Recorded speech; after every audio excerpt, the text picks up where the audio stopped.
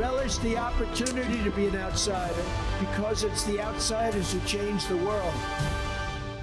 Perhaps you were born for such a time as this. You're not going to believe this, but Ted and I have some very exciting news. Actually, if you watch my show, you've probably heard about it before. We love our dogs. Our dogs are like family to us. And about a year ago, we started working with a mad scientist who created some supplements because we couldn't find any all-natural supplements to help our dog. We've got 2 older dogs that are struggling. In fact, a year ago, our vet said that our dog Coco, the German Shepherd, the deaf German Shepherd, would have to have both her hips replaced. We're like, how? No, that's not going to happen. Well, she's been taking these supplements, Get Uncle Ted's Natural Canine Supplements, for about 8 months now. And just yesterday, she was running around with Rocco's dog, Mally, and our dog, our young puppy, Jackson, and she's just doing amazing. So go to getuncleteds.com. They're natural canine supplements powered by bioflavonoids. Our dogs use them daily, and they tell us that they really love them. They're thriving. Go to getuncleteds.com to learn more. Okay, Terry Newsome is a citizen journalist and hosts a podcast called Behind Enemy Lines. He's a guy who's been in the trenches on some of the biggest stories that the mainstream media is not going to touch. Terry Newsome joins me now. Terry, welcome. Hello, thanks for having me back. Absolutely, anytime. So you were there. I want to get into a couple things with you. You were there on January 6th. Before we get into anything else, just set the scene. What happened? What did you actually see? Yeah, one of my friends really pushed me to go. He was just retired as a police officer. And so we drove and got there at the last minute. And we went there with 2 intentions. One, to see our president speak. And then 2, because I saw what happened in November and December, right? And how people were attacked by Antifa on the left. And we wanted to make sure, even though we're old guys, we're in our 60s, to do our best to make sure that, families and people weren't attacked by Antifa like they previously were. There was no intent of I didn't even know about going to the Capitol until the morning of. So we had no intent on this insurrection at all. The way we were dressed to protect us. 4 guys got stabbed in December by BLM. Soup cans. I was told about all the horror stories of what Antifa does. And that's why all those people were dressed the way we were dressed, not to fight or go into the Capitol at all. So we got there, we got into the Marriott about 1:00 in the morning. And sure enough, Antifa guys drove by and yelled and screamed they were going to break the windows on every car in that parking lot. Fast forward to January 7th.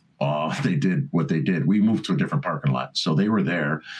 And so we met in the morning at 6:00 with guys from the Chicago, Illinois Proud Boys. There was 3%ers. So we walked with them to see Trump speak. And, true fashion, these elderly ladies said, can we walk with you over there?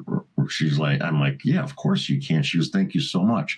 And that made me feel good because that, people shouldn't feel like that, right? Right. So that, this is the United States of America. We should be able to walk the streets if you're young or old or no matter what race. I want to jump forward just a little bit because we're pressed on time. We're years out now. We're years out and people still have no idea what happened. They look at mainstream media and that fiasco. What's the biggest lie that's being pushed right now?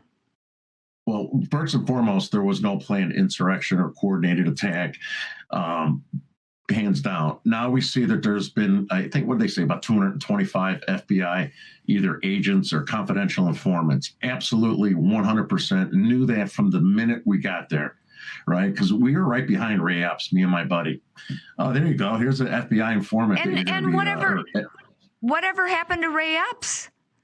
Right. That's another example of what was going on in a major conspiracy behind the scenes by the Biden administration. You know, as we walked up to the Capitol, we were right behind him. We went, you know, I had a camera and a flagpole. I didn't yell, I didn't scream, I didn't touch anything. I didn't go in the Capitol. We left at the last line when there was fighting between the officers and the protesters.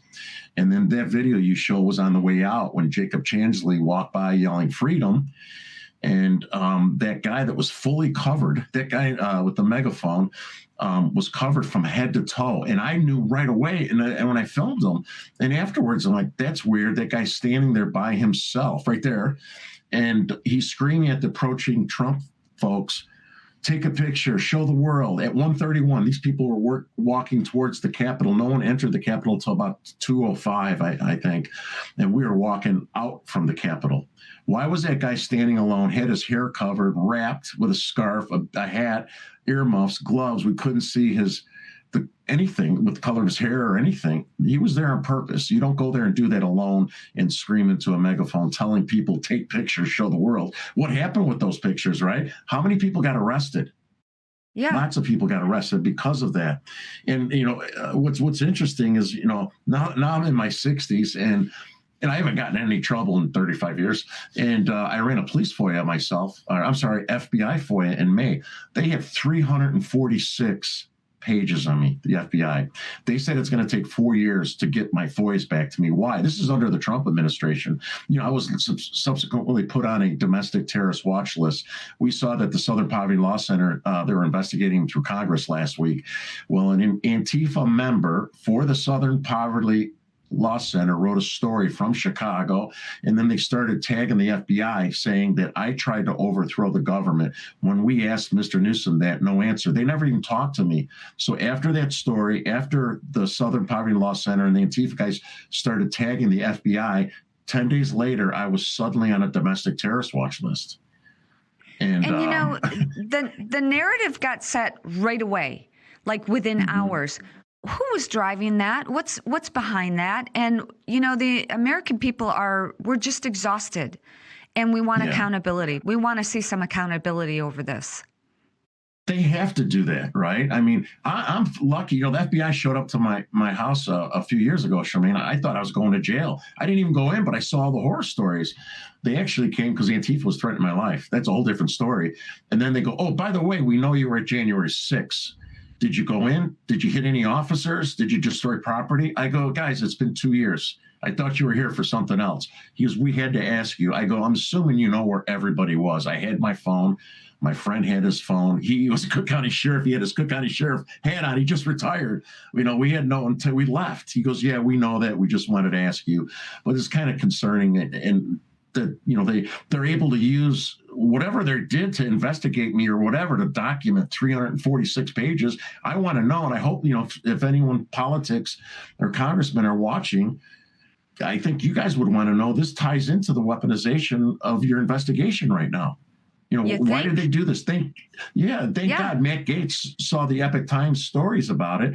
Congressman Matt Gaetz and Congressman Troy Niels both connected with me on their own. Matt Gaetz sent a demand letter to Garland, Ray, and Mayorkas demanding to know, why did you do this? Because he's a vocal school board dad or peacefully attended January 6th. Garland, Ray, and Mayorkas all acknowledged the letter. They never got back to Matt Gaetz, never. So you would think if they labeled an American citizen as a terrorist, you would say he did X, Y, and Z. They never answered the man because I didn't do anything. Troy Niels sent the TSA a letter in my behalf. They got back to him and told Troy, well, he no longer fits the profile to have the privilege to be a TSA pre-check. Where out of the blue did that happen from? What did I do? I didn't do anything wrong. Right. I fly internationally for, you know, I mean, it was crazy that they did that. And then they also labeled my wife and children as quad S's as we went to Charlie Kirk's event. Seriously? I got pictures of what, you know, my wife was, and my kids were only 15. My daughter's an Eagle Scout, and they were VIP guests of Charlie, all expenses paid.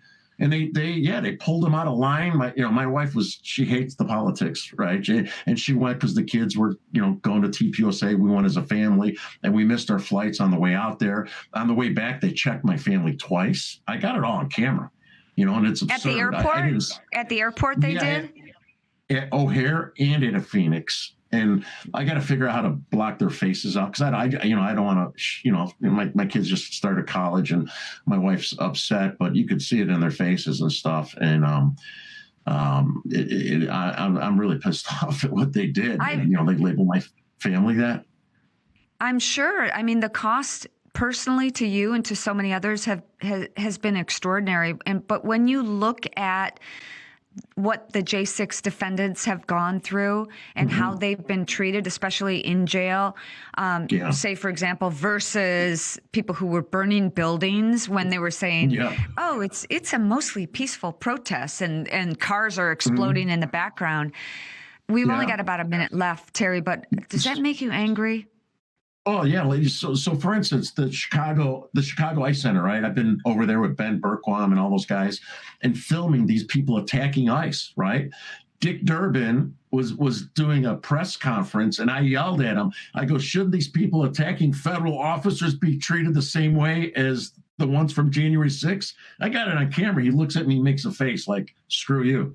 Right. I mean, remember how the uproar they said about all these people that were in, and I believe anyone that attacks law enforcement should be punished. But these guys were being sent to jail without a trial and, multiple years. Here in Chicago, they're praising them. Matter of fact, they want them to attack the ICE agents. They're federal officers, just like the other officers. The hypocrisy is disgusting. And I hope someone's watching this that has the ability to go and find out who put Terry Newsome on a watch list. And then once they get letters from congressmen, who had the authority to take them off? It shouldn't be that easy to put someone on and take them off a list as an American citizen. I'd like to know who did that and what's in those 346 pages that you guys documented from me at 60 years old when I didn't commit any crimes. Terry, thank you so much for sharing your story, and thank you for joining me. I hope you could come back with better news. Thank you. I appreciate it. God bless. Don't go away, everyone. We'll be right back. Relish the opportunity to be an outsider because it's the outsiders who change the world. Perhaps you were born for such a time as this.